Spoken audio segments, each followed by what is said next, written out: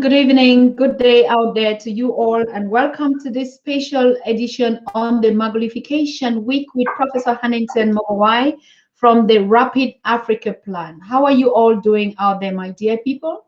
How are you doing out there in the community in Tanzania, the family of the late Dr. Magufuli, the government of Tanzania, the family of of Our Excellency Dr. Samia? How are you all doing out there on the continent? We are on the Pan-African Daily TV are still in this solemn commemorating week of the Magufuli passation and passing away from this dimension. And our slogan remains, we have lost a great leader, but we have gained an ancestor. We have gained an ancestor who has rejoined the ones went before him. So I want to thank all of you for watching this afternoon show with Professor Dr. Hannington Mubawa, who is going to share his condolences from his own organization as well. And we all want to know what the legacy of Dr. John Pombe Magufuli meant to the Rapid Africa Plan that Professor Hannington is bringing forth, which could be the next game changer on the planet for Africans worldwide. So Professor Dr. Hannington had been always with us on the Pan-African TV to share his concerns, and also he has been meeting with great voices out there like Professor PLO Lumumba, and even had prospects of meeting President Magufuli. So because of this demise, he wants to share and educate us on the reason why we Africans must get together now, why we must have a plan that works for Africa now, why we must protect our leaders, the ones that are actually putting out their lives there for us, why we must build trust and unity amongst us. Because they say the enemy is not from without, the enemy is always within. So we begin to question ourselves as Africans and our surroundings. Who are the enemies from within? Who would the enemies use to get to us? Who are the sellouts, like we keep talking? Be on the wake, be on the watch, dear Africans. Wherever you are, you can be a target without knowing. You can be a target to get to your leaders, to get even to your inner circle, to get to your community, to get to your people. What kind of an African do we want to represent? Before we get into this conversation, I would just give us 3 minutes again for everyone watching to sign in, to take your time, make sure you're connected before we open up the conversation. And we're going to open it up with the Magulification song of the century. And be aware that Professor PLO Lumumba, the biggest voice on the continent, will be live with us today, 8 p.m. East African time, 6 p.m. West African time, and all the respective time zones that we are connecting to. 6 p.m. tonight, Professor PLO Lumumba is going to deliver a moving speech. He's going to address Africans worldwide on the Magulification Week. So while we wait for all of you to sign in and connect from wherever you're watching on our platforms, let us listen to the Magulification song.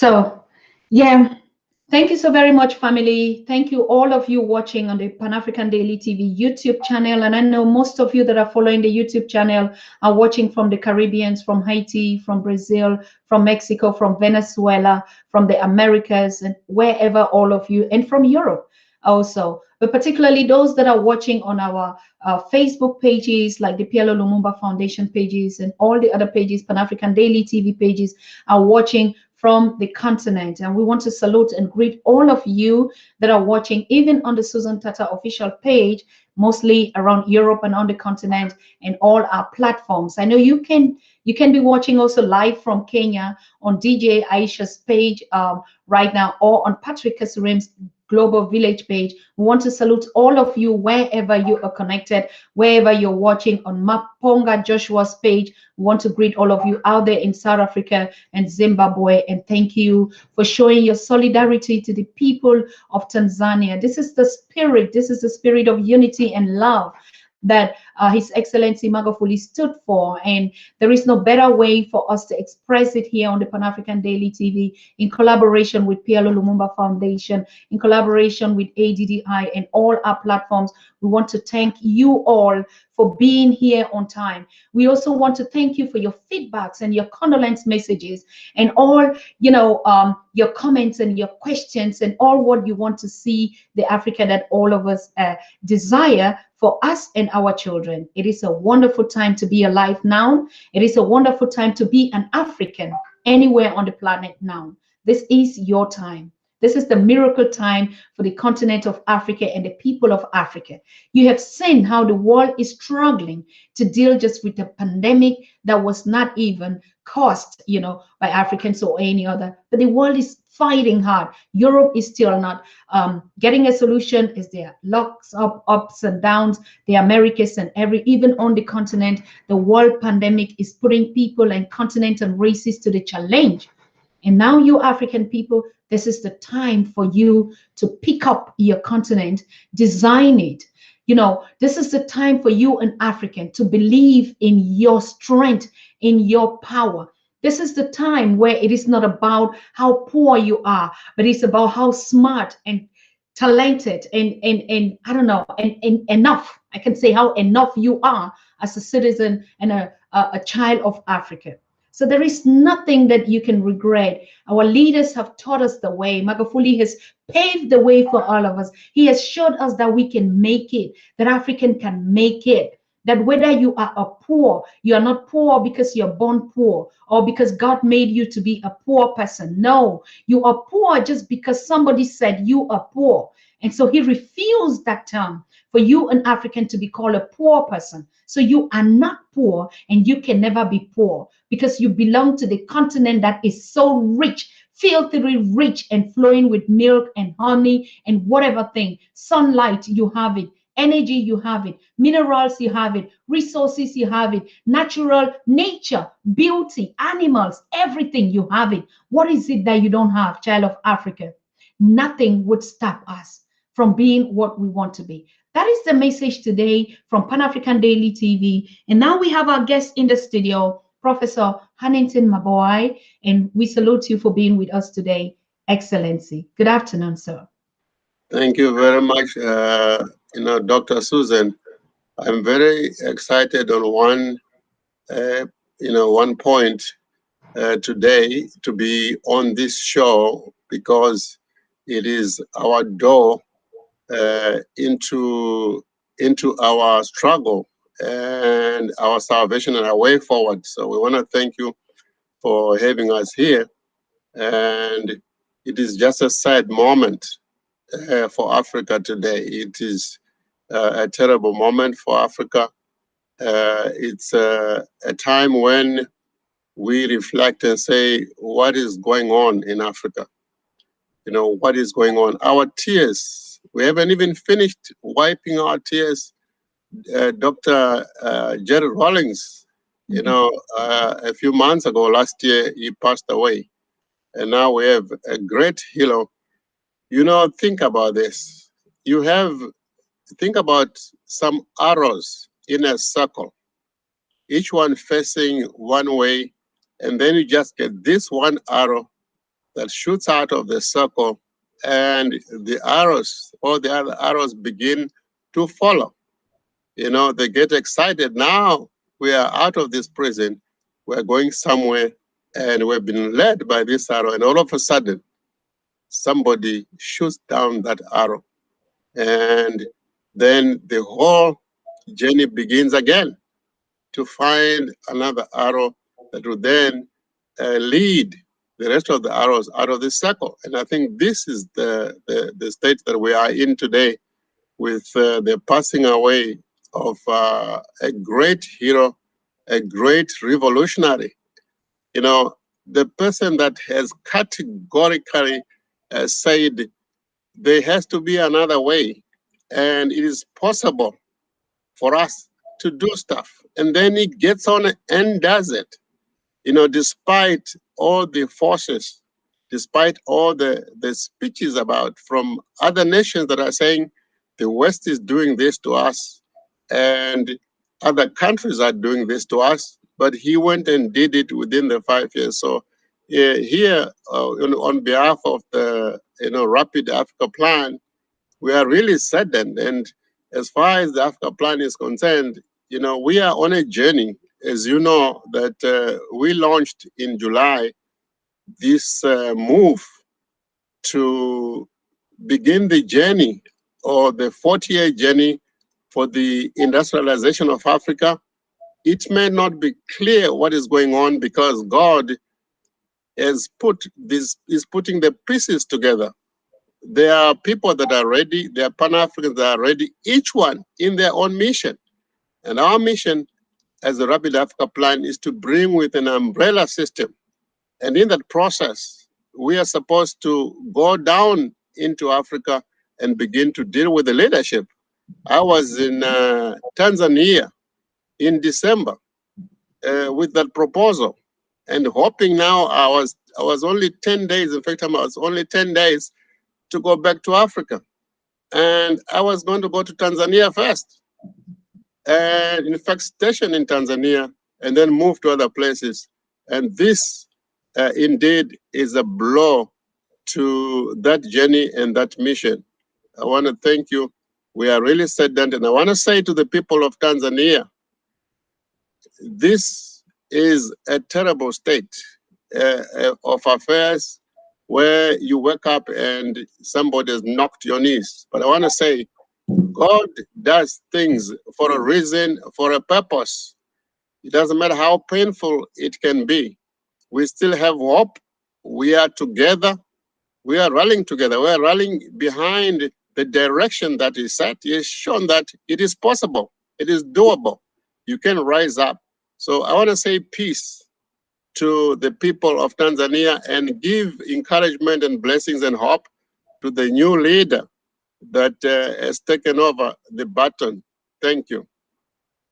Thank you so very much, Professor Hannington. I mean, it is also a terrible moment, I can imagine, for Rapid Africa Plan, because one of your role models, and I remember how you discussed this with a lot of passion with your team, was to meet former late President Jerry Rawlings. And by the time you plan on making that journey, COVID came in and you had to shift it. Still waiting to make that journey. Finally, you couldn't even make it, even when you went to Ghana.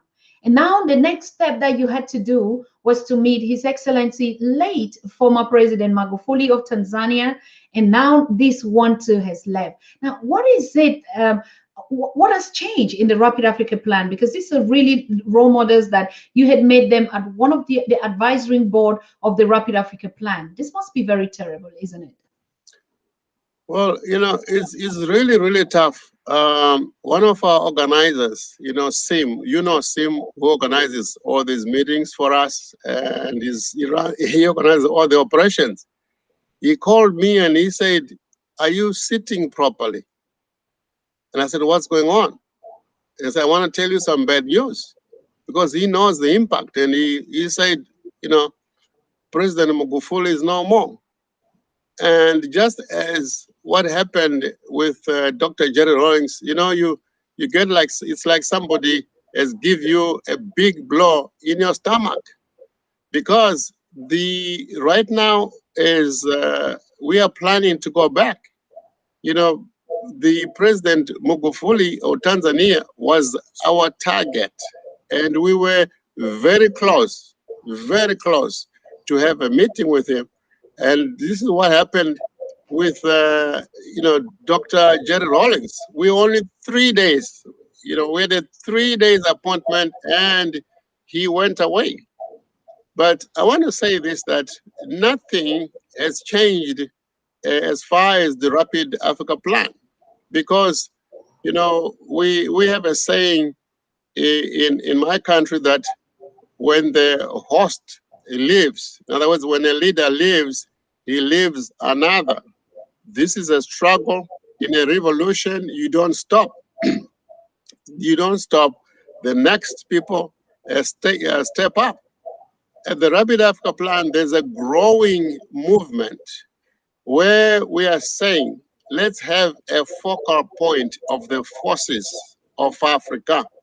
We can talk, we can sing, and we can focus on what happened.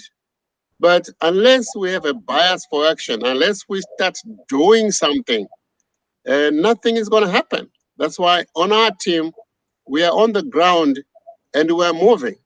I went into Ghana without knowing anybody because it was difficult to connect because of COVID. And I said to my guys, look, I'm going. And I went there and we have made connections. We are now in discussion with the Ghanaian government, and we are in discussion with the government of Botswana, and we are in discussion with the the members of the government, at a lower level towards the higher level in Tanzania. Nothing has changed. We are going to go on. We are going to move on. But now we're going to be more resolute. We have been emboldened because, there's no way. There's no way that this is a natural cause. There's no way. There's no way that the way Dr. Magufuli is gone. And he mentioned himself that I am sacrificing myself. I have sacrificed my life. What did he know? What did he know? It's rather like, Dr. Martin Luther King, when he said, I've been to the mountaintop. God has got a way of showing people. But what these people don't realize, what these enemies don't realize, what these countries don't realize is that there's a movement that is now unstoppable. And there are people that are unstoppable, and there are people who nothing is going to happen because this mission, by this time, God has said this is the time for Africa. This is Yeah. a decade for Africa. We may not know exactly how it's going to unfold. We may not know step by step, but we have planned the way every other nation that has developed has planned. And there's a backbone way of driving an underdeveloped nation or continent to advanced state is the same, whether in China, whether in South Korea, whether even Europe at that time is the same. And that backbone is in place. We are driving and aligning our people together. Nothing has changed.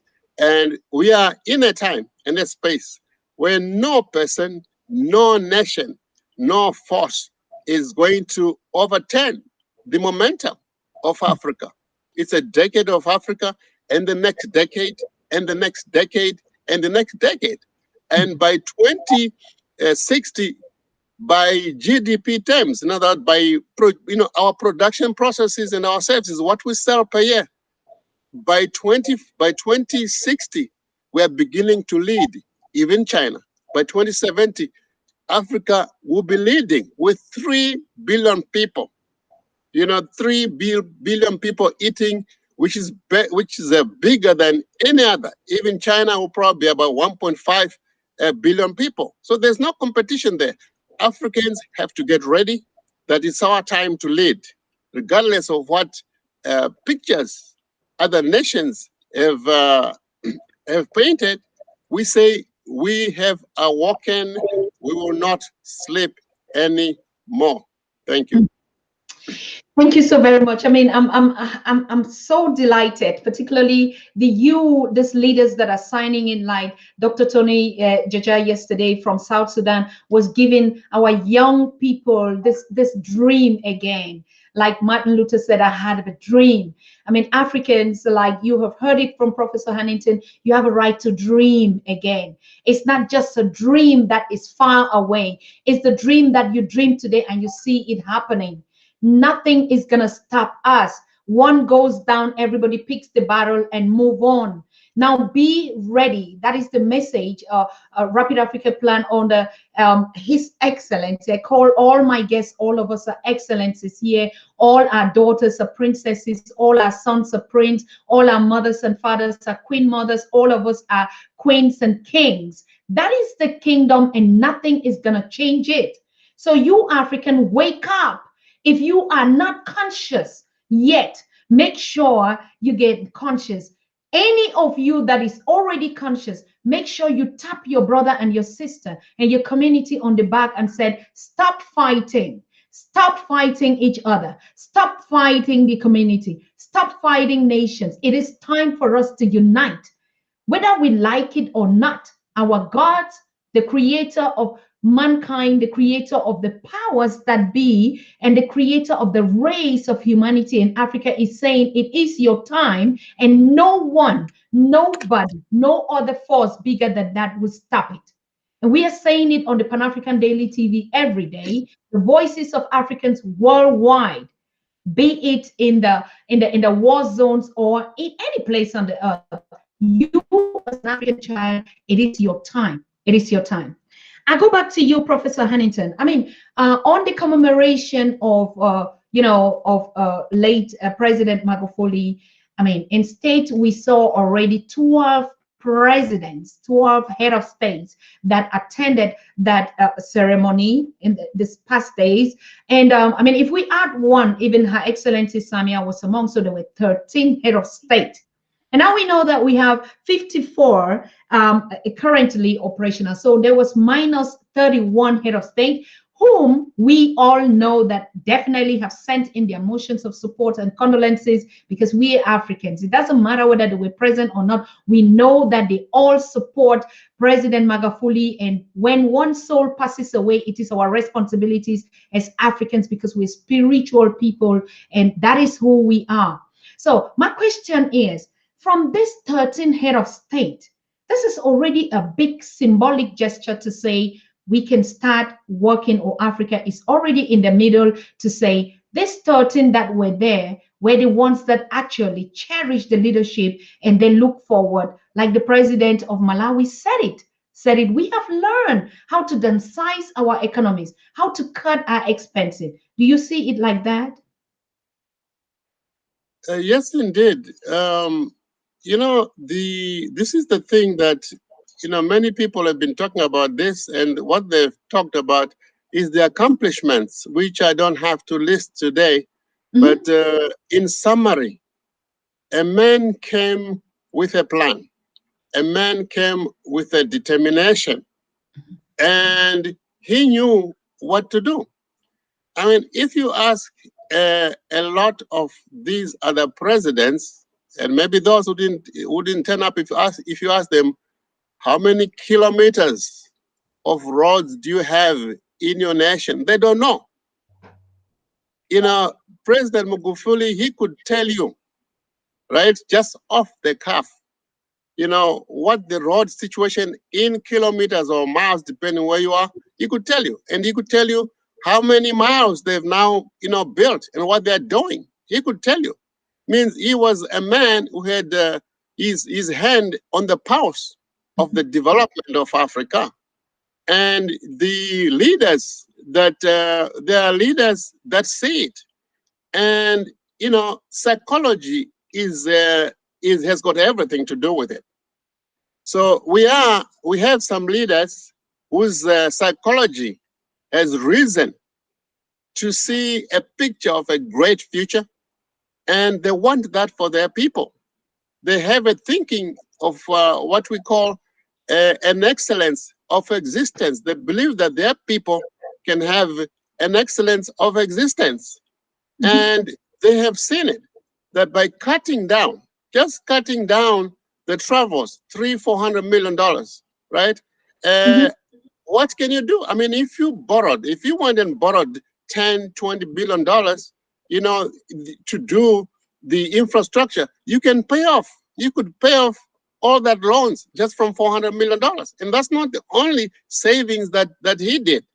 And so, there are leaders that have seen this, that is possible, and they were wondering what could be done and how they could do it. And I'm sure there have been visits, the same way that people are looking at Rwanda and saying there's a leadership here. It's all to do with leadership. People talk and say, we have this going, we have that going, we have this going. But until you put your hands on the plow, like he did, you put your hands on the plow and you have this field with all this green maize. And people are wondering, how did he do it? And they all come and do it. This is what it was all about. It's the idea that this is a model.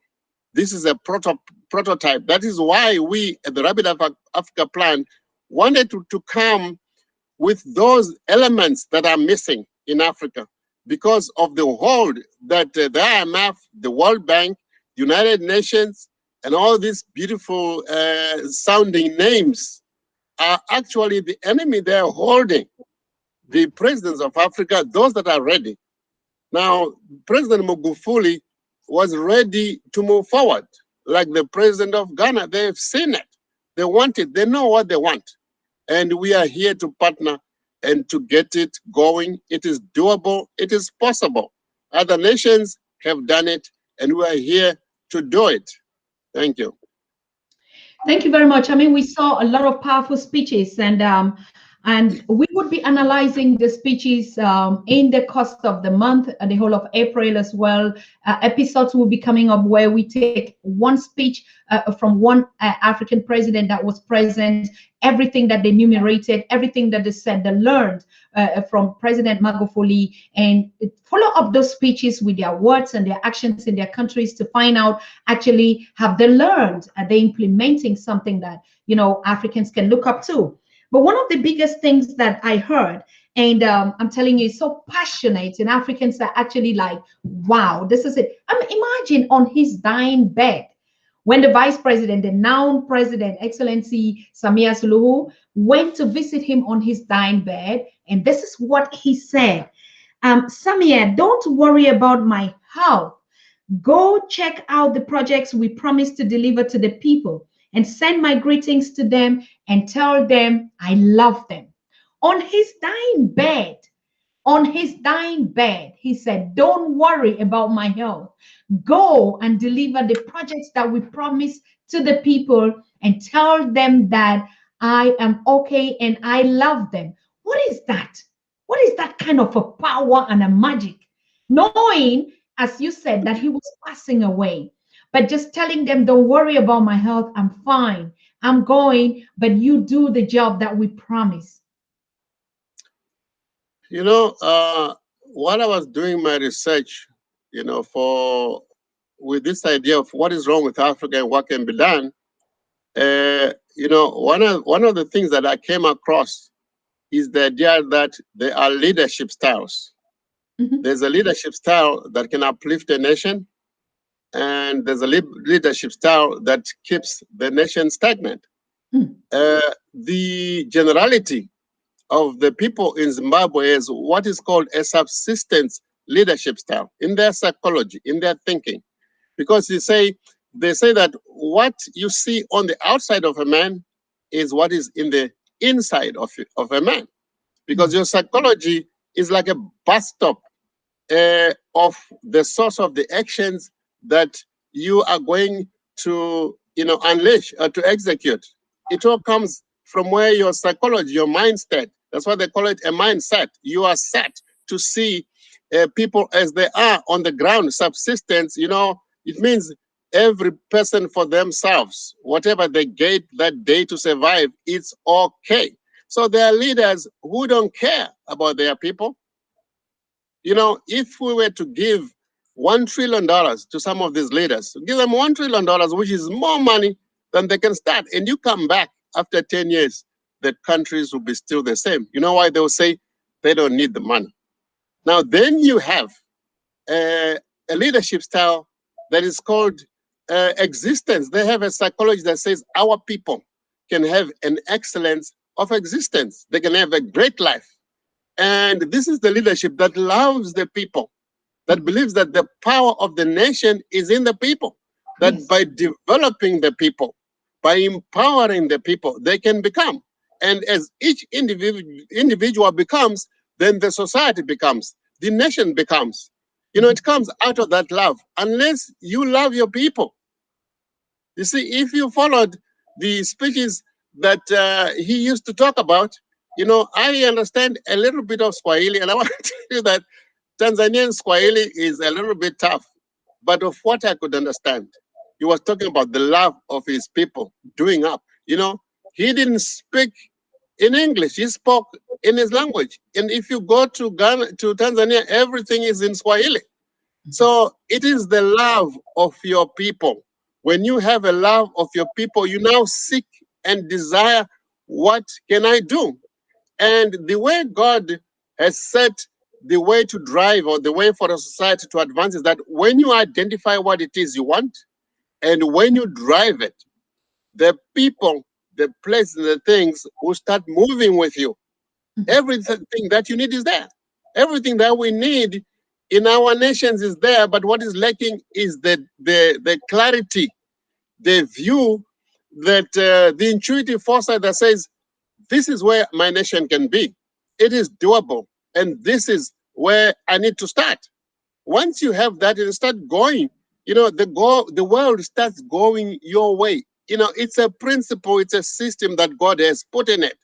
You know, it's got nothing to do with everything else that is impeding us. But we have not made a decision. He made a decision, and he went out there and he told the people. You know, when you go back to the pandemic, when I went to Tanzania, the first person I met was a doctor in that hotel, and he said, "Look, we have nothing here. We don't have people in. We don't have a person in the hospital because of COVID." And so it is that magnetic connection that begins to work with you. How is it that Tanzania, of all the countries, there was no COVID? There wasn't COVID at all. And so there is that power that when you have the love engages you to the process that activates God. And when you activate God, God says, "Oh, this is my person. He's going to empower my people," and you become a magnetic living system, so that the capital, the people, and the things will happen for you. So it's all the love.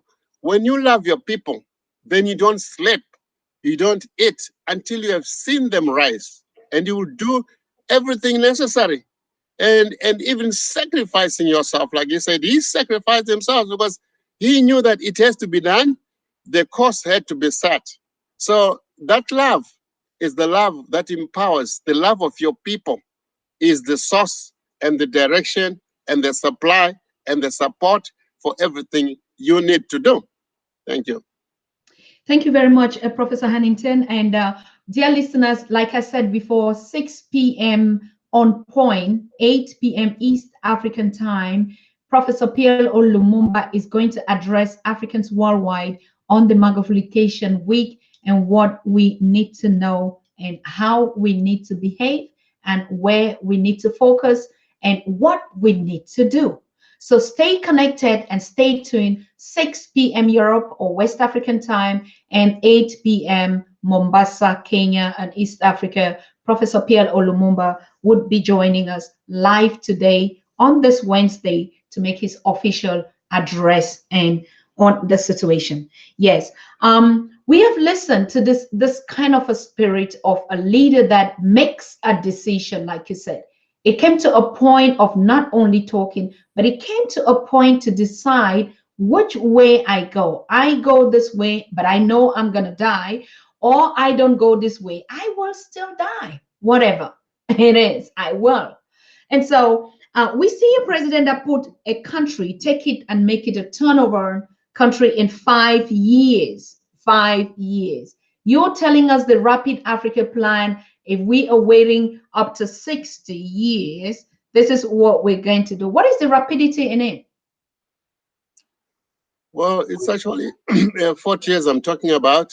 Oh, I'm sorry.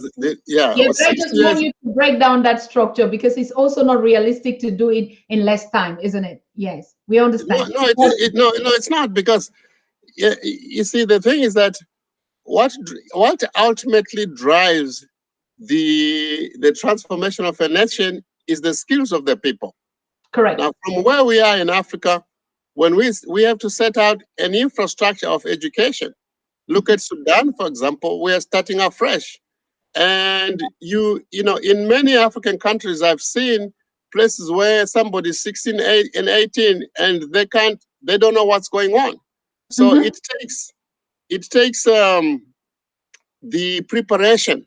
And in Africa, for us to reach what we would call the critical mass, that time when we can just begin to rise, it's going to take us at least 20 years to put those Correct. places to put those places together.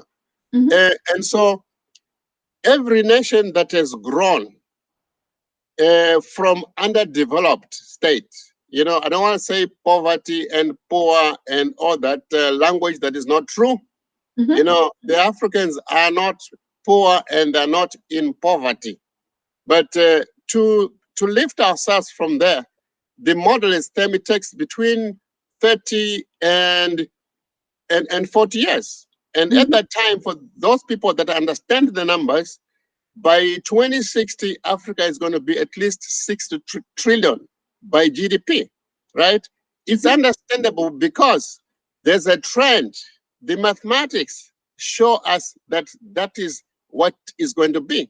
Because Mm-hmm. you have to know the end, you have to understand the end before you can begin to build it. Now, Mm-hmm. when we say rapid, uh, I'll give you an example. The iPhone, you know, the iPhone in 2016, right? iPhone company itself made $8 billion for Apple. And the supporting industries got $32 billion worth of work. Now, my friend, author Stan Davis says, every technology leaves wealth. We have in Africa today, the backbone of our communication system is Huawei, which is Chinese, is Airtel, which is India, and MTN, and so forth. And they're milking out of our pockets this capital, this money, and taking it somewhere else. There's a company called Walmart. Walmart is here in America, and each person, each of the four sons is worth over $140 billion. And guess what? They bought a company in South Africa. Those supermarkets that you are seeing sprouting up there, I can't remember the names now, but they are in every country. Every country that I went, they're all there. The people think they are South African companies, but they're owned by Walmart. You see what I'm saying? So now we Africans are watching. The banks are owned by foreign nations. Go to a mall. A mall is built by foreign nations, and every shop that is there, right, is owned by Lebanese, you know, South African whites, and other whites. You see what I'm saying? They're right Mm-hmm. there, and we're saying the youth, the youth, the youth.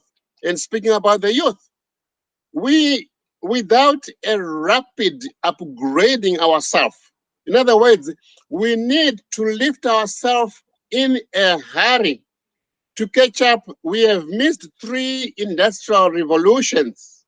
So industry has changed in ways that brought wealth to other nations that Africa did not get.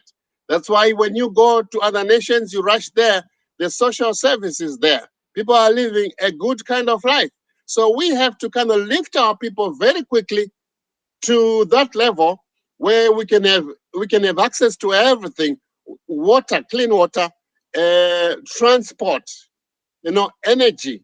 There are some countries today that don't have energy, water, and electricity. They don't have, and people eat one meal a day. Why? It's just because we have not industrialized. Because if we do, then we can have access to food, we can have access to power and to transport, and we're able to buy whatever it is we desire to buy because of the wealth that is created by industry.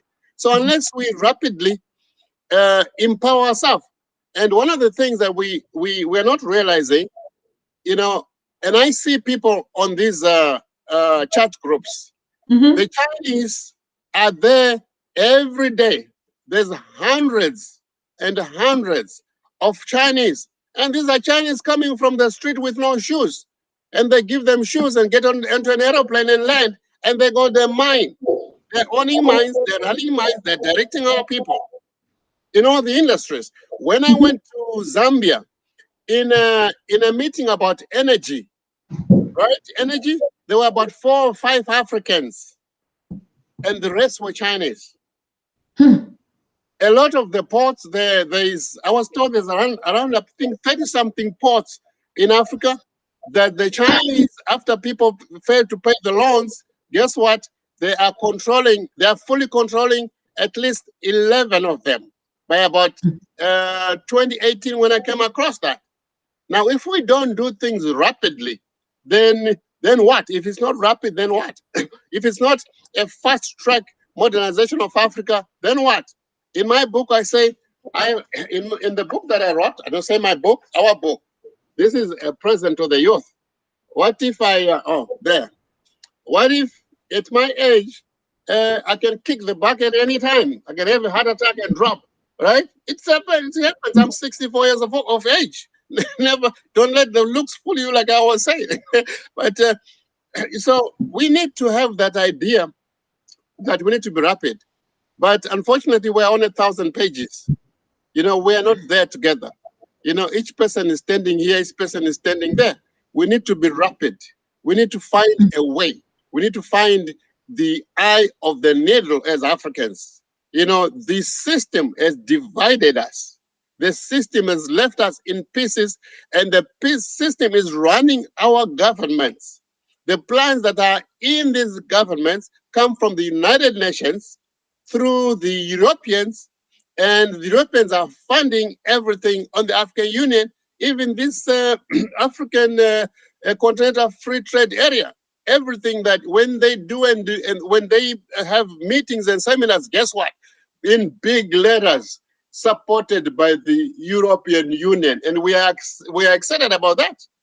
No, so we need to get together very fast and get moving. Because for us to put together a structure where we can actually work together industrially as Africans, it's complex and it's massive. It will take us some time. But we have used the science of change, the science of organization to put together a process. I had a meeting with several Pan-Africans, some of them with 2 PhDs, 3 masters, and we're talking about this. And I was saying, guys, this is the process we can do.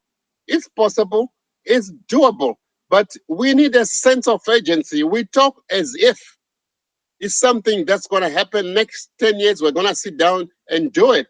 All the mining rights have been taken. All the major industries. China is building the roads for ourselves. I went there in Ghana. They're building the road. A young man who is like maybe 20 years of age is leading the building of that road. What's wrong with that? When I graduated about 40 years ago, a lot of my friends were civil engineers who had now their 40 years experience. And as a contractor, I had a guy who had never gone to school who was my foreman, but he could build roads, he could build houses. So we need that agency. And that agency can only translate to find a point, a congress where we can meet rapidly and say, we have some plans, right? And we have a plan, the Rapid Africa Plan. Let's rally behind that plan and let's unite ourselves. Let's have a congress and sit down and say, where goeth us hence from henceforth? Because we have seen it can be done, so we just have to expand it and get it countrywide. That's why under the Rapid Africa Plan, we are saying it's not easy to drive all the countries, build a prototype.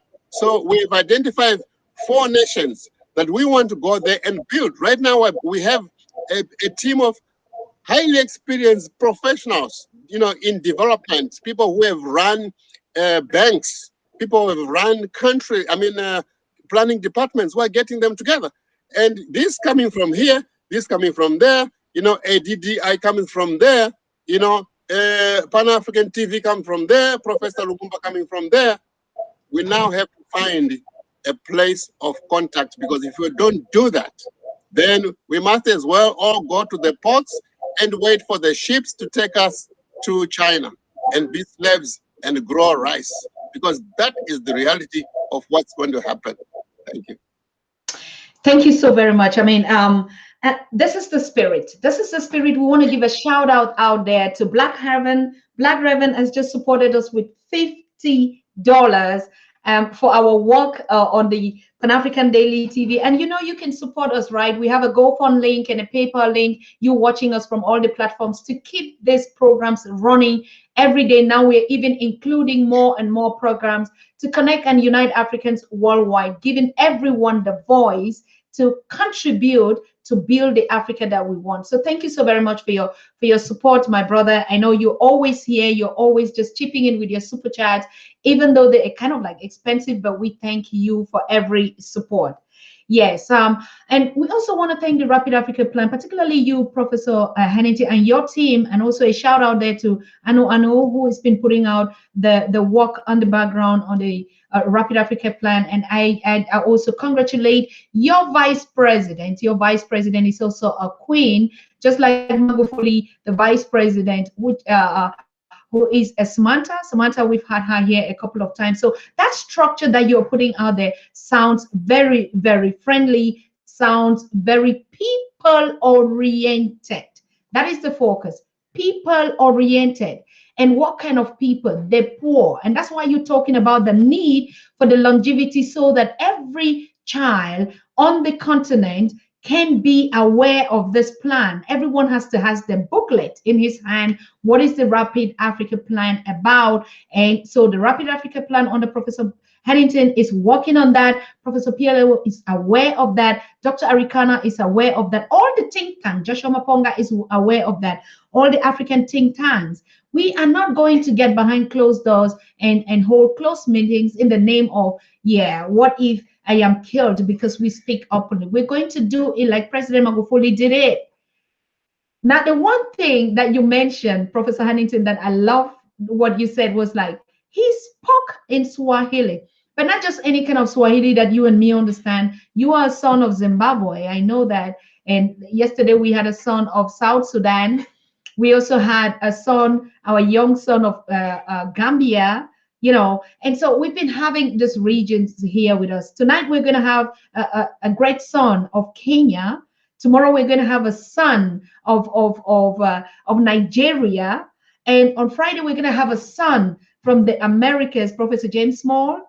And on Sunday, we had a daughter from Haiti. And so you see the gender-based and the friendly way in which, I hate this word gender-based, but I just want us for purpose of understanding what I'm trying to say. It's like the new generation of plans that are coming up are putting up a structure that is going to be powered by whether the queens or the kings. Everything is working in good for you African people. Now, what is the use of that language? Do you think that because he spoke parables? I mean, Patrick Kasurim, shout out to you out there on the Pan-African Daily TV, and Amos Onyango, who is watching that and smiling and putting thumb ups. Thank you so very much. The PA of PLO Lumumba is saying we are set for tonight. Thank you so very much out there. What I want to say is that use of the language that he used. Did you think that because he had to use that language that it even took this 5 years for him to be caught? Nobody could understand it.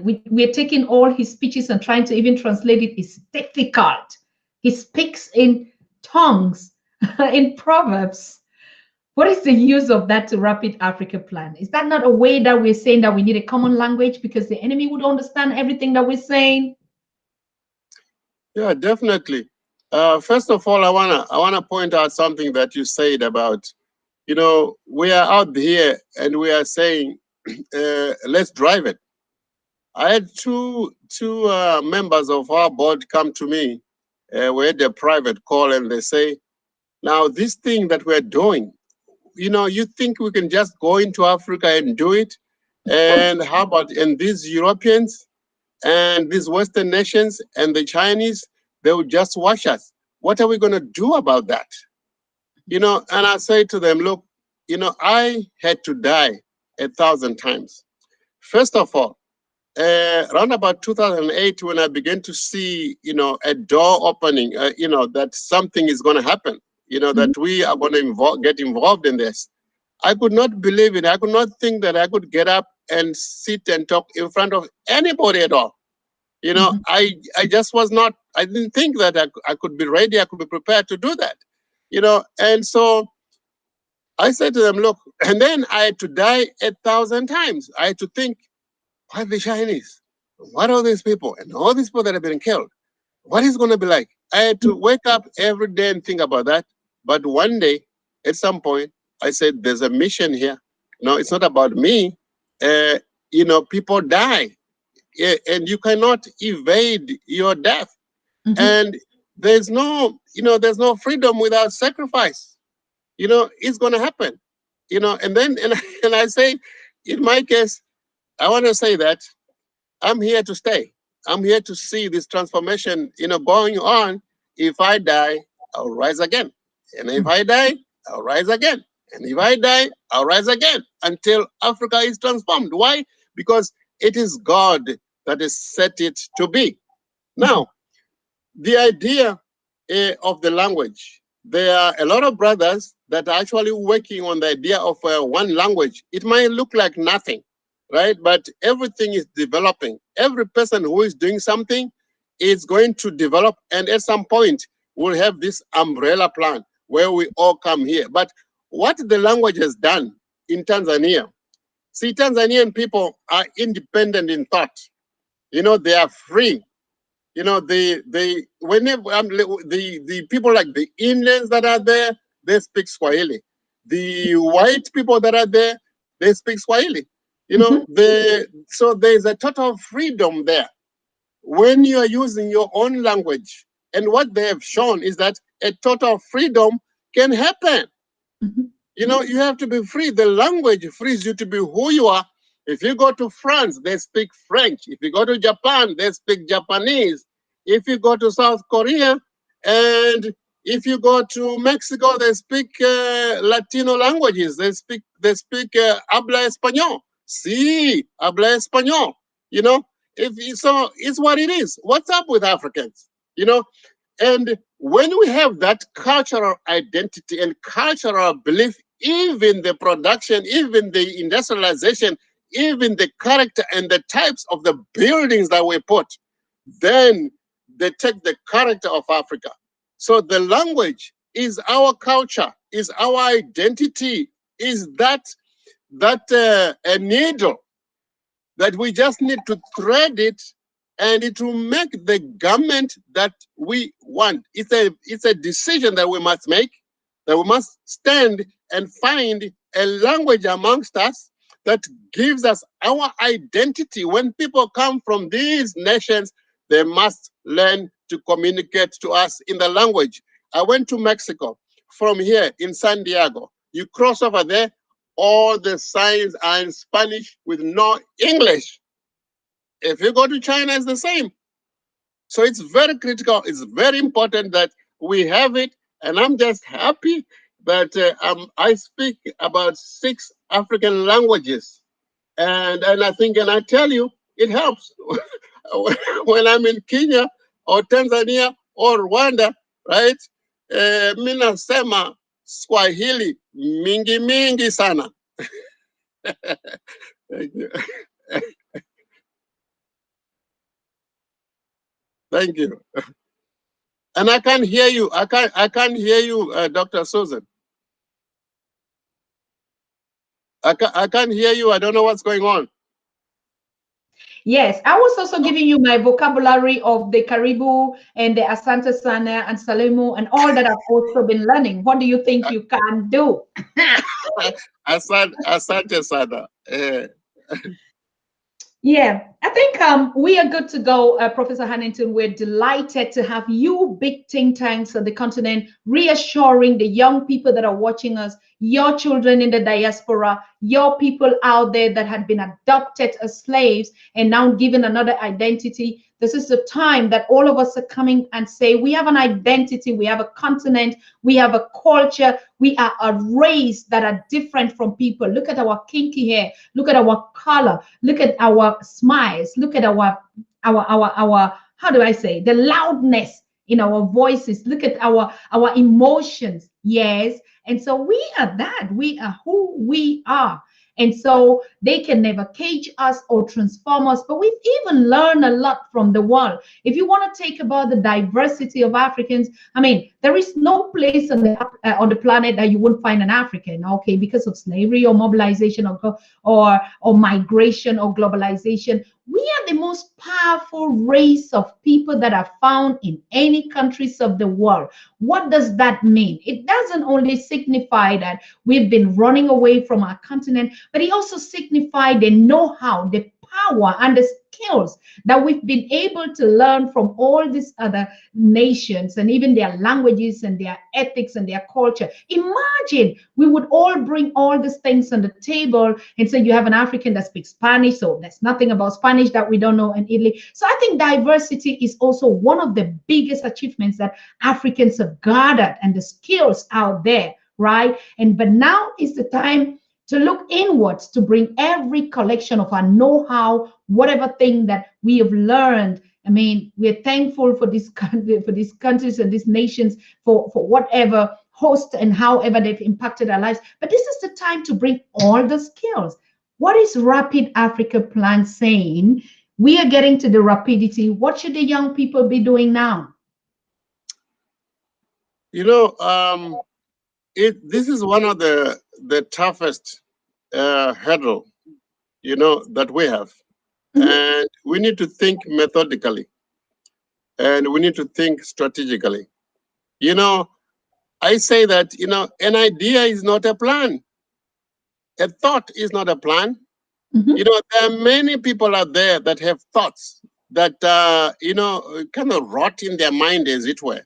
And there are people that when they hear an idea, they want to run after the idea without, the due process.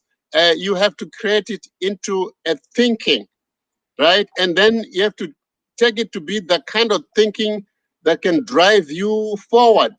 Mhm. Now, our youth, because of the structure of the governments we had, you go into the country, they are divided like enemies. That's the democratic model that we have. It does not work. I mean, we have Africans who have got books that say democracy works.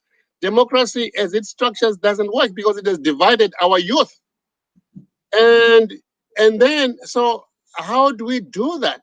How do we get together? I listened to Osman Ture speak.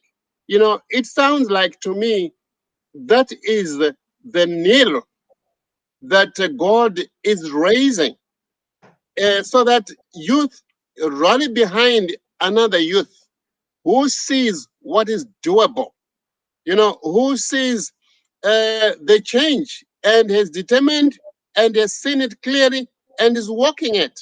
The only way as a youth we can unite is to see a leader. Because I can say to yourself, tell me any change process that does not have a name behind it.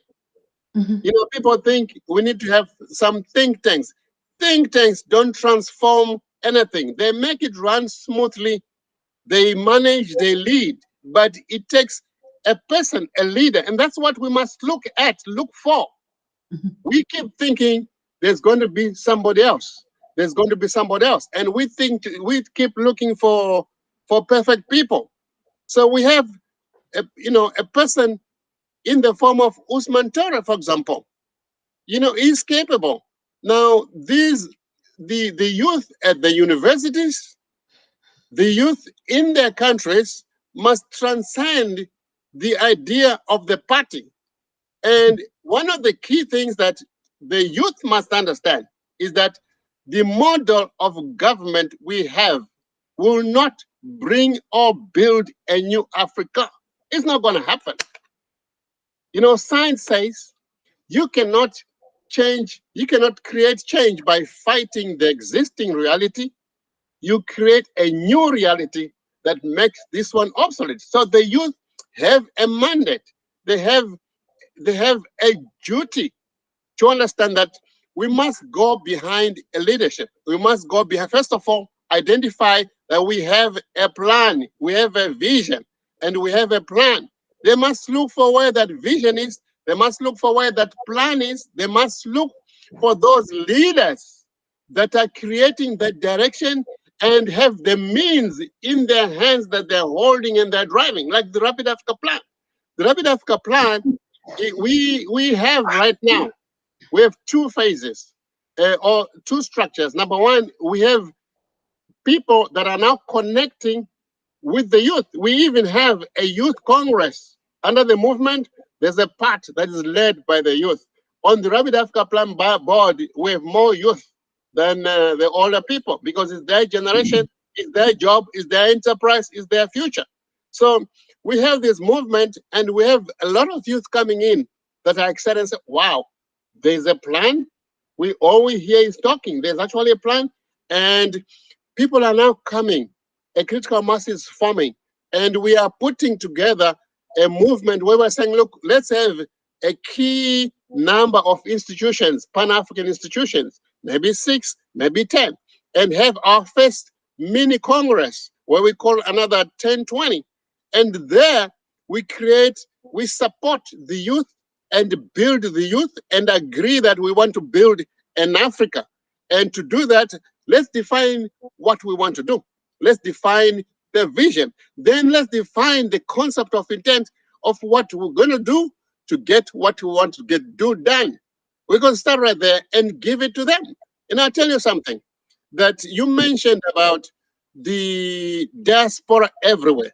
There's this thinking that the Chinese know better to do industrialization than Africa. There's nothing far from the truth like that. Africans, we have built all these industries where we are. A lot of the inventions, did you know that the optic fiber which is the thread that is giving the internet to all these nations was designed by a chemical engineer from Ghana. You see, so we have what we need in terms of the expertise, or what we call the competence capacity. We have that. And people say we have the minerals, although they're in the hands of foreigners. The youth, what they just need to do is to rally behind a movement and make a lot of noise and say, enough is enough. We are done. This system does not stand for us. Wherever you go in every country, you see graduates that have not worked for 5 years, that have not worked for 10 years, they have not worked for 15 years, and they're selling bananas. You see, but the solution for the youth is to find one youth that is creating direction and rally behind that youth, because it takes one person to transform. And then look for a system, a plan, one plan that can be the umbrella plan. See, the Rapid Africa Plan, I realize that our generation has failed our youth because we failed to get the neo-colonialism, all these foreign industries, and all these mines, our resources that are in the hands of foreign. We failed to do it. Then we allowed China to come in, right? The one thing that the youth must understand, and if you read my book, I have about 40 pages about China, just so that people can understand that, China, we are 60 to 70% occupied by China. So the rapidity, the speed, the momentum of the youth to get together is something that is imperative. It's something that we need a core.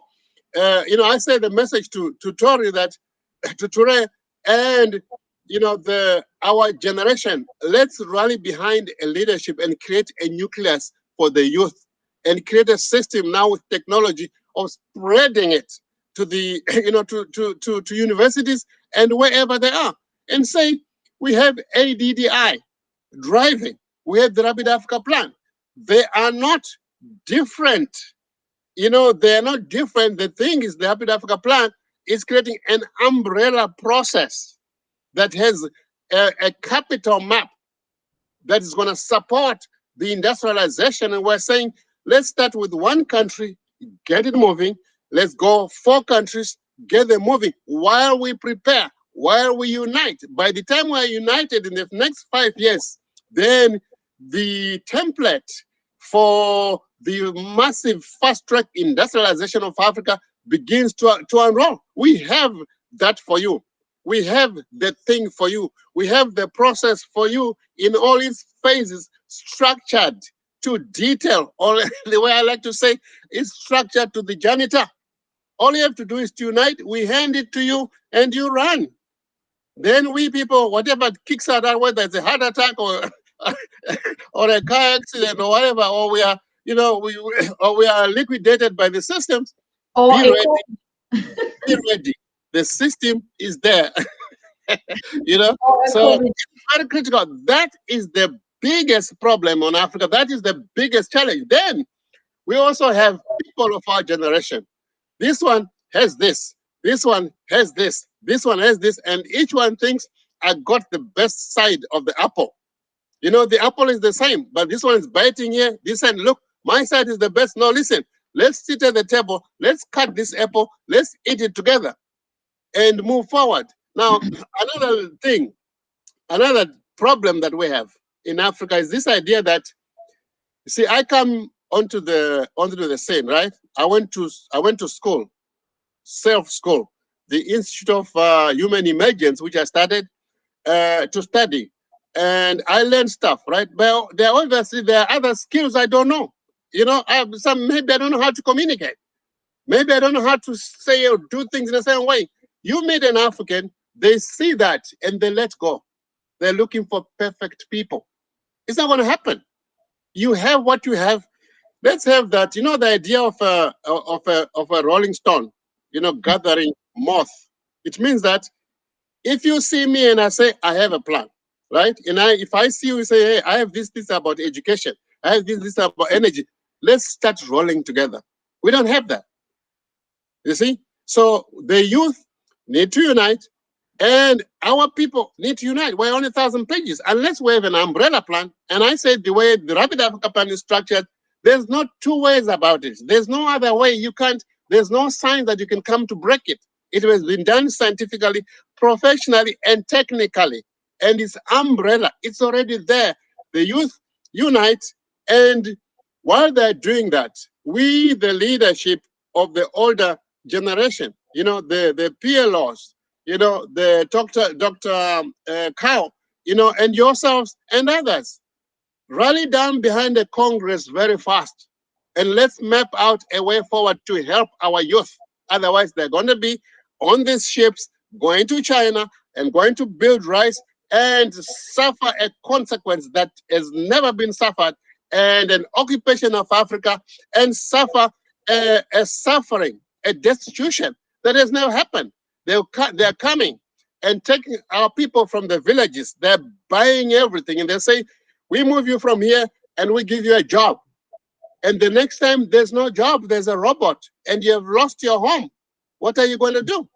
The system will build. They'll come in, they'll take a piece of land, and they'll build apartments. You can only put your bed in there. You can only put your stove here, because they want the more units they make, the more profit they make, and the more of that profit goes to America, it goes to Britain, it goes to Europe. And our people are going to be on the streets unless we wake up, unless the youth wakes up. They have to believe and understand that the existing governments, except for a few, like Ghana, Rwanda, Tanzania, Botswana, and maybe in the process Kenya, and a few. Those are the nations that they need to begin to rally behind and project those leaders, those revolutionary leaders, and lift them up to create direction. But unless the youth are united, then that force, that momentum is not going to happen. So the youth really, there needs to be the idea that we have the needle, right? Who is going to thread it and what to build the fabric that we want. The one needle will make different garments, but you choose the style, you choose the type, you choose the quality and the material. That's where we are. We are in a difficult place unless we unite. Our generation, let's find a space. Let's create a congress very fast and move forward. The youth rally behind people like Usman Ture, and I think he has it. Let's support and get people so behind him, because above that, that's the only way people can be drawn from the parties and become youth. I don't know if I've spoken too much, but these things. If you are in it and you see what's happening in Africa, what they have done, then sorry.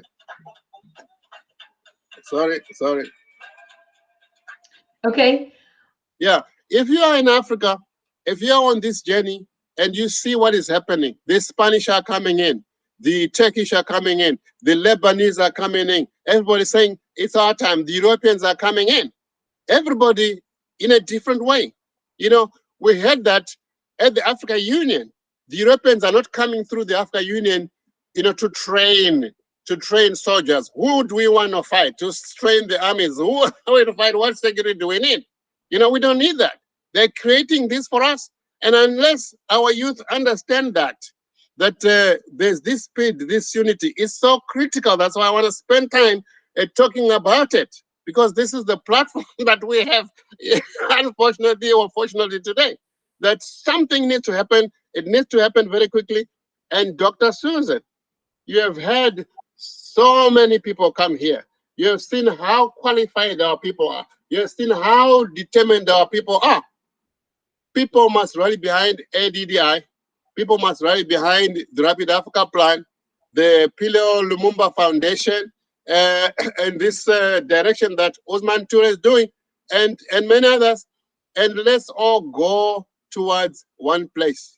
If not now, then when? If not rapid, then what? If it's not fast-tracked, then what?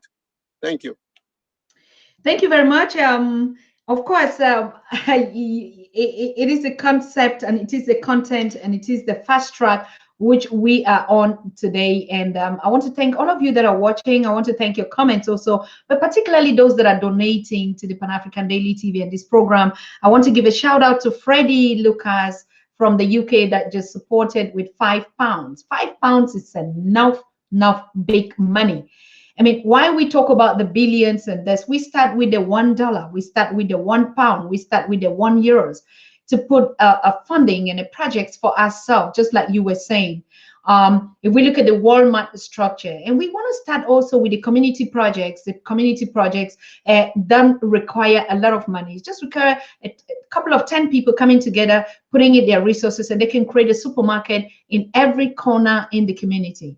And these projects are already going on as I'm talking right now. So it is not even rocket science. It's not something like Africans just fold their arms, you young people. No, we know that you're doing everything possible to determine your life. You have the self-determination when you wake up, when you go to bed, how you feed your families, how you raise your homes, how the kings protect their homes and fight that there should be food in that house, how the mothers and the queens, they fight together to send their children to school. No government support, no child support coming from anywhere. Africans, you are already doing it by yourself. But what we're talking about is a collective movement of the Jah people, movement of the original soldiers, movement of the Black King and the Black Queen and their prince and princesses, movement of the Queen Mothers and the Queen Kings and all. That is what we're talking about. Because sometimes it sounds as if, We keep talking about Africans not doing, or we have to do it ourselves. They're doing it anyway. There is no China loan that is going into every household in the villages in Africa and giving people something. There is no organization in the world whatsoever, be it the foundations that they're talking, that is going to these local villages and feeding people and giving them money every day, and that's why they're existing. No, you yourself, whether you come from a farmer's a family, or pastoral, or a teacher, or what, our mothers and our fathers, the young queens and young princes, all those that are coming together, you're doing it already by yourself. So, who would come and determine that life for you? It is you that pay your bills, feed your family, and educate them. And someone just comes and tell you the way you have to live. They must be sick in their head. We are sitting here to say Africa must go, and rapidly, with the Rapid Africa Plan, with the PLO Lumumba Foundation, young Africans in all the 48, now there are even 50 chapters of the PLO Lumumba Foundation and the diaspora chapters. And we are so proud and honored by this son, Professor PLO Lumumba. And we are standing with you. We know that that's even your third life. Like Professor Hannington was saying, that you've died a couple of times and died and died in this idea of what if I'm killed? What if I'm this? But we know that the Professor PLO Lumumba is the incarnation of Patrice Lumumba. And even you, Professor Hannington, you should be an incarnation of some ancestors. And so no one is going to kill you. Like the Magufuli, there are many lives, many lives, many lives. And it's going to come back. You see the Usman Toure, probably the reincarnation of Thomas Sankara, or even the Magufulis at this time. Who knows? So we are not dying. We're only transiting from this flesh and going back into the same psychology and into the same working for our people. That is what God brought us here to do. So I want to thank you that have been supporting, all of you that, yes, Zehan Gebru just gave us another £5. Britain is up, the UK is saying, hey, we're challenging this movement, we're going forward. I want to thank you so much. Yes, because they are the doers and they are the talkers. Professor Hannington, if you look, Riley, thank you, my queen. Thank you, thank you, thank you, Riley. You're always supporting us. Now you just gave us another $50. Thank you so very much. Thank you. I encourage all of you that are watching, please give us something so that we keep this movement going on. Yeah, remember the media, remember our satellite. Remember one of the things that would bring all these voices together and share these stories on daily basis to reach out the child, even in the Turkana city, to reach out the children and the mothers in Zimbabwe or Uganda, to meet out those very ones that we say they are the poor. No, we are not poor. We are all powerful. I want to thank you so very much for your support. This is so beautiful. Yes, yes, yes, that's the power. Now, Professor Hannington, I just want to say something. Yeah, we're watching more than how many hundreds on the YouTube and even on our Facebook pages, and these ones are not combined. This says absolute time for Africans. We're awoke. We're awoke.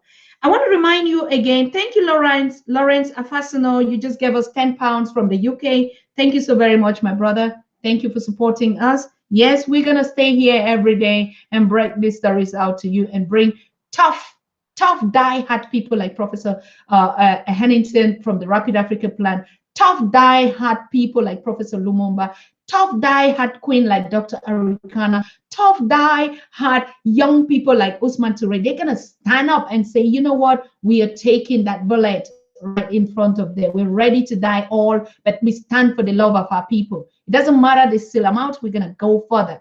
I mean, we all know about George Floyd. He went, but we are continuing the journey. All of us that have passed, we're going to pass on, but we are not dying. We'll come back in other forms and we'll do the work. Yes, that's our job. That's our journey. So I want to thank you, Professor Hannington. You are looking so clean. When I say clean, it doesn't mean that you were looking dirty. I mean, like, I see how focused you're following up your audience and the comments and everything. When I say you're looking so clean, it's like you're even more fresh. When you were working on the African plan, I see you were so stressed up. What is the secret? Do you just say that President Magufuli has just empowered you even 10 times more? Well, it's like when you first time in the morning, here it's morning, here it's what time? It's 8. So I had Sim, our coordinator, call me, and around 5, and jump out and go into the shower and put a little bit of pomade, and in the morning it looks like, yeah, you've just been born. But at the same time, I want to say, I mean, when I turned 50, I said to myself, I stopped eating this bread. I drink water only, and eat mostly vegetables, and walk a little bit. And when you do that and you wake up in the morning, sometimes you look a bit fresh. And I think, you look a bit younger than, people say, somebody said at my birthday, I was 64, and I said, I'm 46. So there's something to do.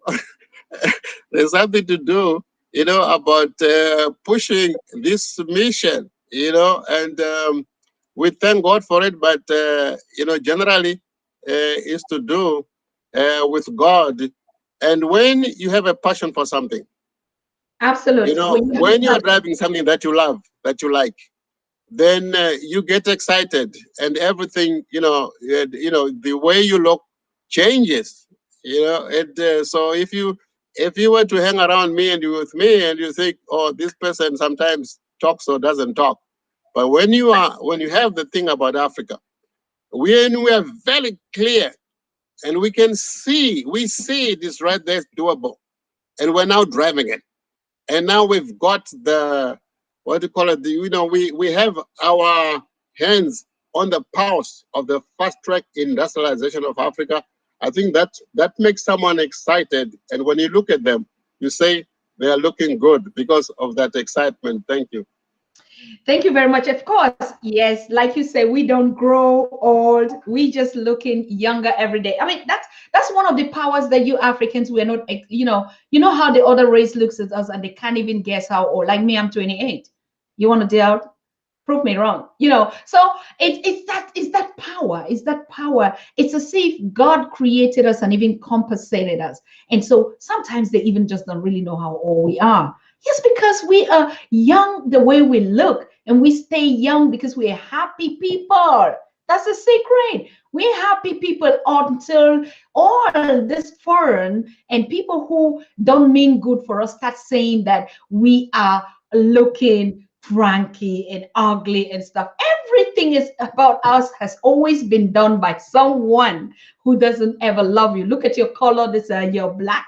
Look at your kinky hair, they say your head should be straight. Look at your nose like mine, they say now it has to be like this. What the heck? Nothing. So we're going nowhere. Thank you, God Mice, for our contribution. £20 or $20 just came in there from the Godimy 31. Thank you so very much, brother. Thank you for your support.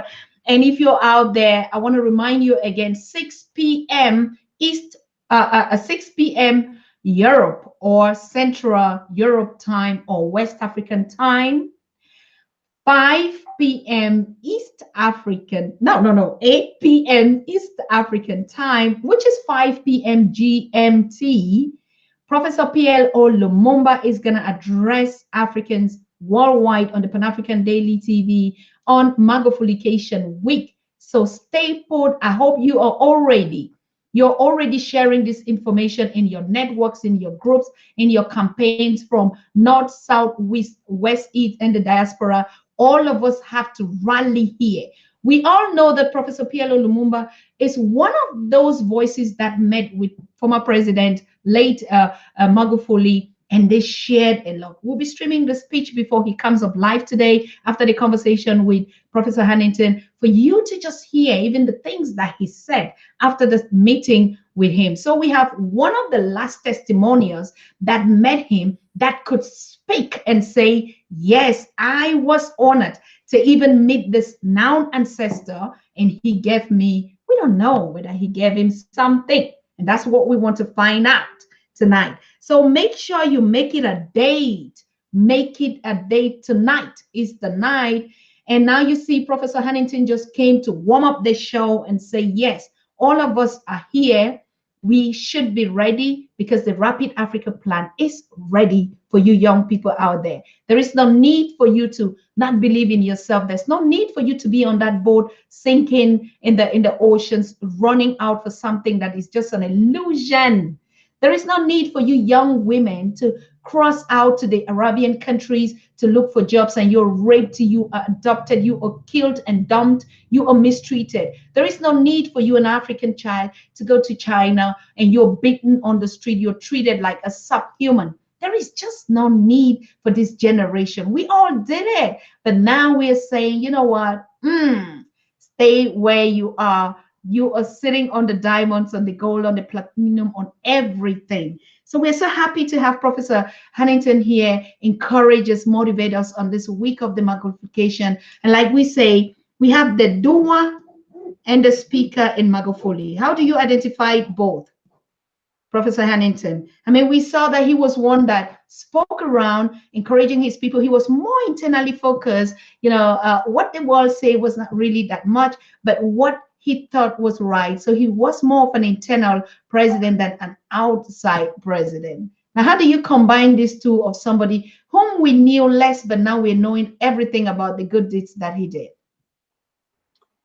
Yes, you know that somebody said that when you have a plan, that plan is nothing until you sit at the table with other people. And somebody said that if you think you are leading and there are no people following you, you are just walking. So if you listened to Dr. Magufuli, President Magufuli, talk to his people, he always engaged his people. He always inspired his people. He always lit the fire that was in him. He lit that fire in his people to say, we can do it, we must do it, we have to do it.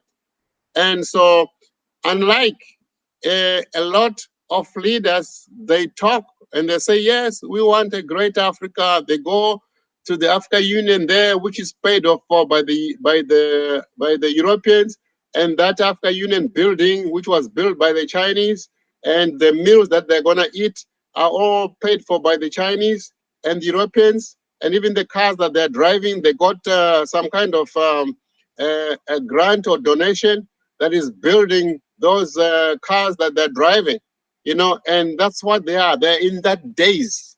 But when you come to President Magufuli, it's a different thing altogether. It's the right thing. It's the way it's done. What he has done is exactly what Deng Xiaoping did. The Chinese leader that is credited with the modernization of Africa. It takes one philosophy, one thinking from one person. And the idea that Dr. Magufuli then loved these people and he put into his people. Right now, where I don't think that there's a nation in Africa today with the people that have the confidence and the intellectual software upgrade. In other words, the rest of the people in African countries, if you compare them to the Microsoft software for the computer, they are still in XP, which was 1999. And the Tanzanians are in Microsoft Office and Windows 10. See, their thinking has been uplifted. You see, and the structure of the education system to empower the people has been empowered and improved. Coming from that idea of knowing that this idea, in order for it to work, you partnership and you move forward. Look at what he did with this oil pipeline, and went to sit down with the president of Uganda, realizing that that process will position the industrialization of Tanzania to a higher place, will then create and open a direction for the rapid transformation of Tanzania. Because thinking is one thing and doing is another. I went to my uncle many years ago, and I said, I wanted to do this, Papa. I want to do this, and I never forget what he said to me. He said, in my language, thinking is not doing, my son. You see, so Africans right now, wherever we are, we should take that example. He was unhappy with the state of Africa. He was unhappy with the state of Tanzania. He was unhappy with the state of Tanzania people. It was a thought. Myself, I don't know whether he was sleeping or he was in church or wherever when he got that realization, but he got it. And what did he do? He created it into a thought, and that thought into a thinking and a belief and a confidence. Then he turned it into a mindset. In other words, I've set to do this, and then he went and did it. And this is that part as Africans that I don't know how we can get out of this. You go to every group, right? They're still in that thought process. They haven't reduced themselves to the psychology. Psychology is a set of ideas that are saying, yeah, it can be done. Yes, we need to move together. Yes, we need to unite. And then we get to a point where we say, we are uniting. By this time, we're doing this, we're doing this. That's the big difference, that if we take his thinking, his actions, right, and transpose them over Africa and lay them over Africa, within the next 5 years, things will change. See, he changed this. Within is it 5 year term? I can't remember. There's 5 year term or 4 years in Tanzania.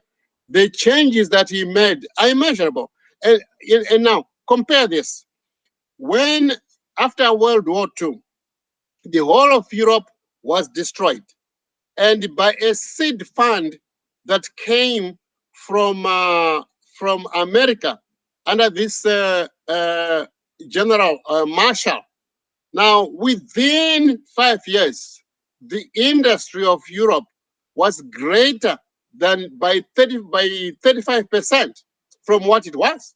So to get these things done, to change Africa is not difficult. And he has just gave us the recipe and did it. And the idea that capital is a problem, yes, to a certain extent, you could have needed more capital. And that's why the Rapid Africa Plan has got a map, to untangle our leadership from these loans, which they cannot pay because they are designed not to be paid, and come up with another model that you come with adequate capital and control. So the first thing that he did was to be in control, right? And the next thing that he did was to reset. And the third thing that he did is to read the Riot Act. That's why the book is called The Riot Act. Means tell every force that enough is enough. Tanzania is for Tanzanians. The resources of Tanzania are for Tanzanians. And therefore, the next thing is we're starting afresh. All those projects that had been set with the Chinese, with the Europeans, let's look at them and restructure them and start and position them according to what we want. So that is the template. See, if we follow him, if we ever came up with that idea of Magulification, the Magulification is kind of hard for me because because in my language there are no L's. There are no L's in my language. So to say Maguli, I might say Magulification. It was the Magulification. We ever came up with that, right? The Magulification of Africa is saying, let's follow him. He's our leader of today. He's the leader of the revolution. So we have learned it. Now let's go and do it. Because in order to move forward, what do you need? You need a plan, and that plan must have a vision. In other words, must have an intended end. And then what's the next thing you do? You create a strategy for it, and then you work it. If you have a plan and you work it, you get that which you are looking for.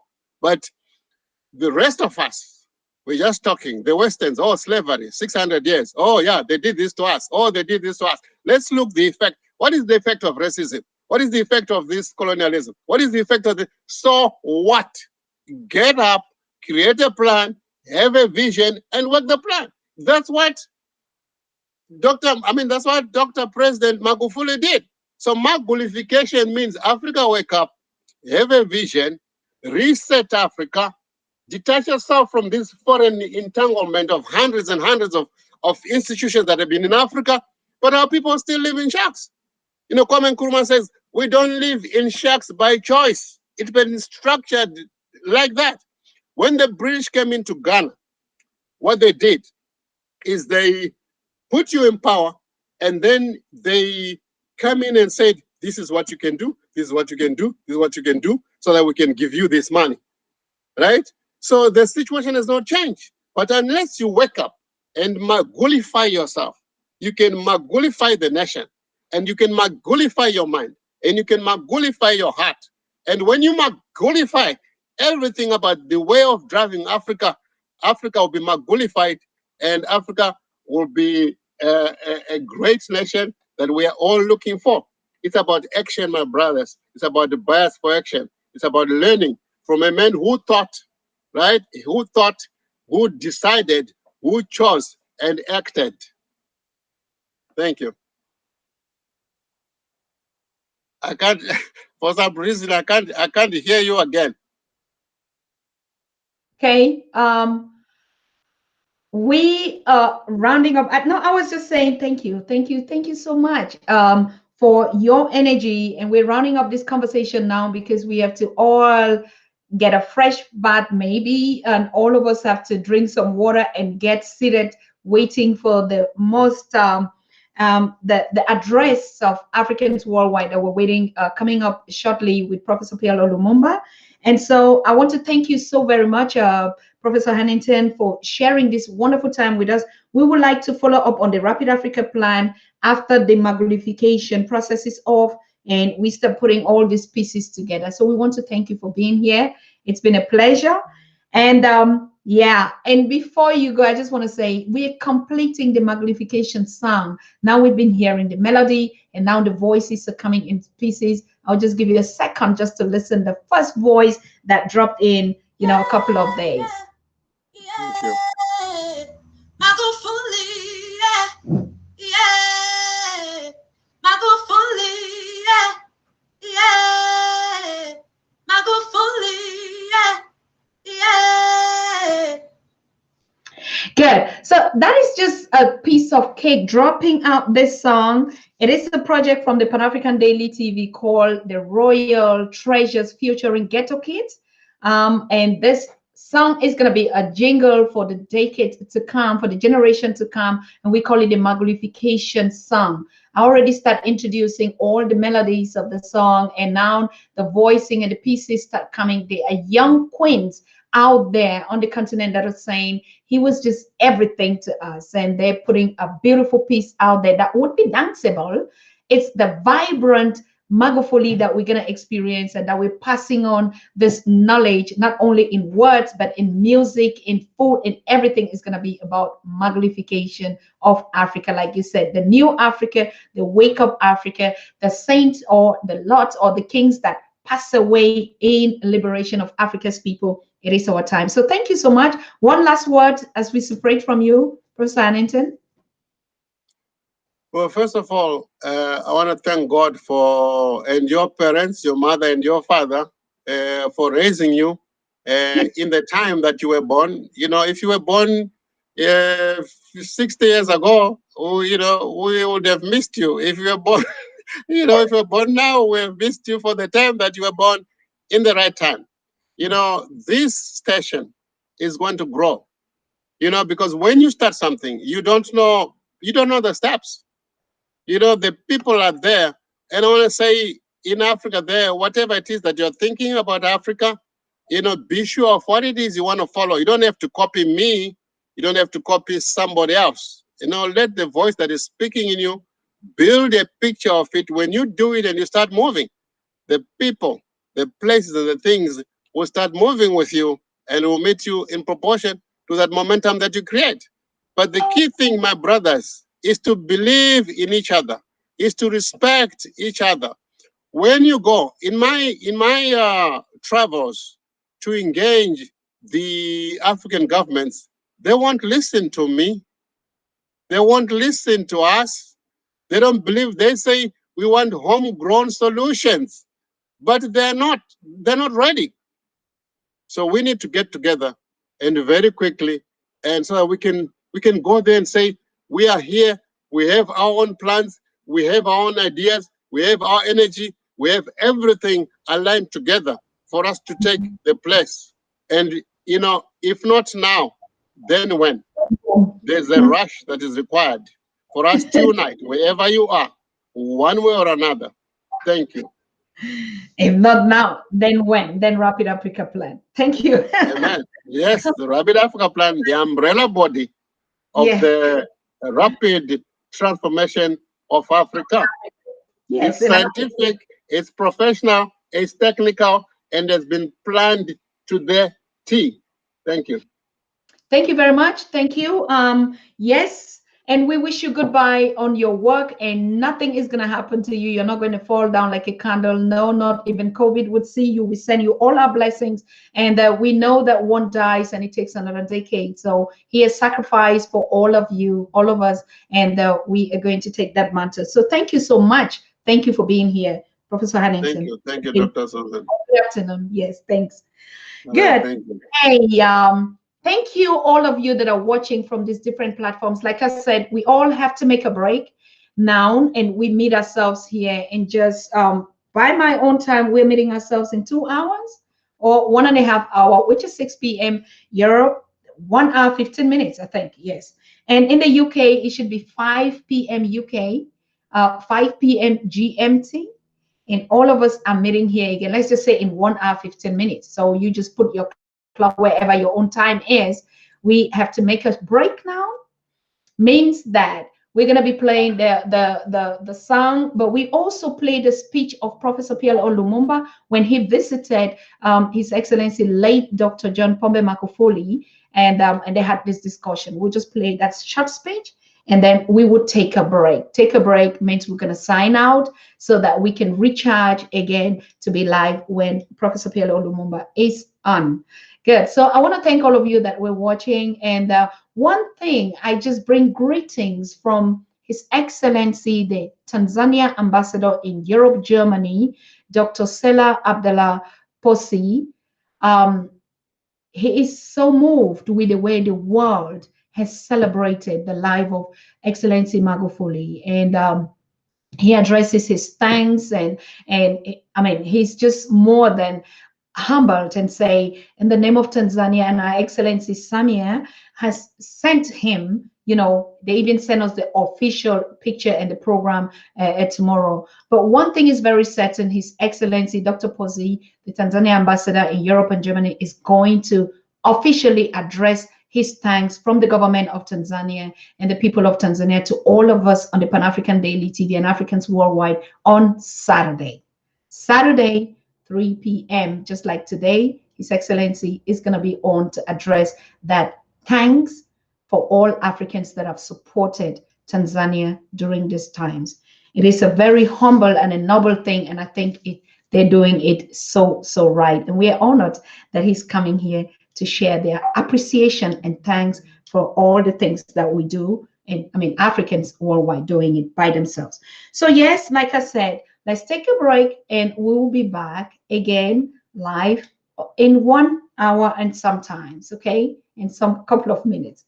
So let us meet us at that time. In the meantime, enjoy.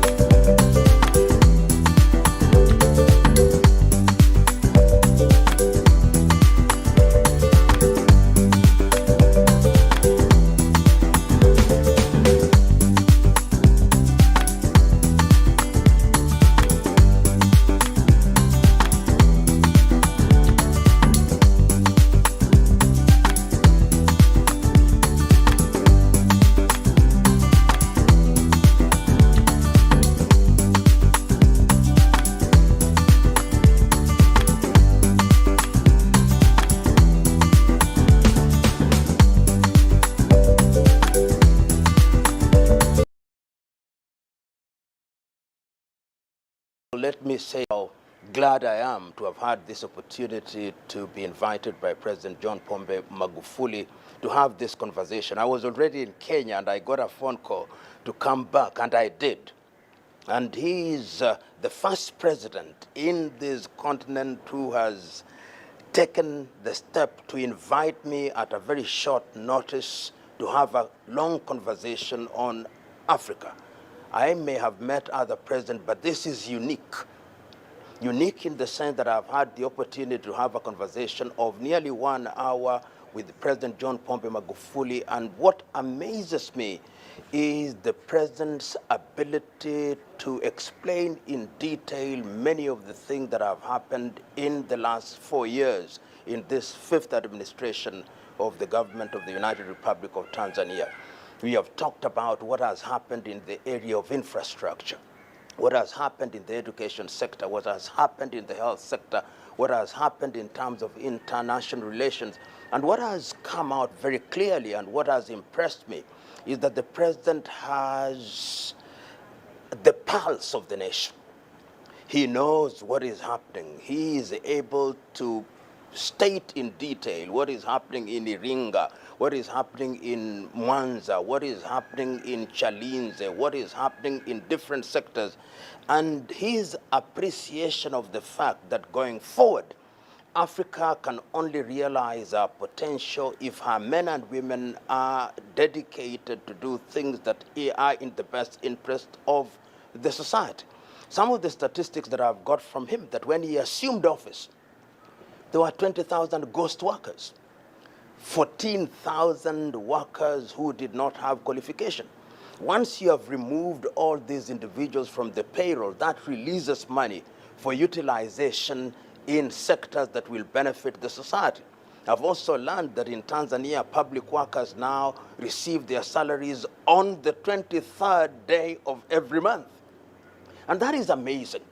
And as I've said, and I'll repeat again, when one is involved in such earth-moving changes, there'll be no shortage of people who will not see the beauty and the goodness of what is being done. But history is a fair judge. He is a judge that is able to identify the things that speak for themselves. So in the administration of President John Pombe Magufuli, what speaks for him, even if he chooses to remain silent? It is the bridges that have been built. They speak for him. It is the health facilities that have been built that speak for him. It is the increased enrollment in primary school and in universities that speak for him. It is the increment of the National Reserve that speaks for him. It is the efficiency with which funds are being utilized that speak for him. It is the discipline that now characterizes the conduct of the government of the United Republic of Tanzania that speak for him. It is the railways that are being built that speak for him. It is the improvement in the mining sector that speak for him. These things, when they speak more eloquently than words. And I am certain that that is the direction in which we should move. And there is something to be said about that administration. Focus, dedication, vision. And that is what Africa needs. That, to me, is the trick that will move Africa from the muck and mire of lamentation to the hard ground of implementation and in the improvement of the quality of people's lives. Because after all is said and done, what is the purpose of government? Purpose of government is to create an environment where people can realize their potential and to provide for them in the critical areas of health, education, and of course, to ensure that there is food and opportunities for young men and women. And I believe that President John Pombe Magufuli is thinking in that direction when he talks about the 4th Industrial Revolution, when he talks about robotics and internets and the use of technology and transfer of technology for the betterment of the people of Tanzania. I've had a beautiful conversation. I've had an enlightening conversation. And I hope that in their wisdom, the people of Tanzania will make a decision that is favorable to give President John Pombe Magufuli 5 more years. He has not asked me to be his campaigner. That is my own thought. If I was Tanzania, I would say, jaribu tena, ndugu rais. What is to magulify? To magulify, which we will not find in the English dictionary, but I hope it will find a place in the next issue of the dictionary, is to create an environment where resources are used efficiently, to create an environment where leadership is disciplined, and to serve one's country with dedication and in the spirit of patriotism. When you say and do that, then you have been Magulified.